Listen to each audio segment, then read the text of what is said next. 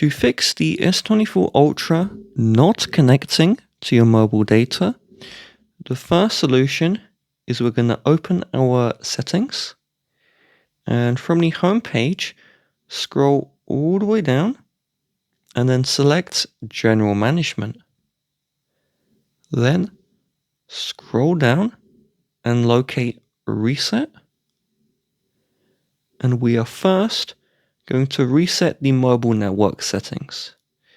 So you won't lose any data or have to redo anything after doing this. Now the second tip is we're going to eject our SIM card from the phone. And sometimes the SIM card contact points are dirty.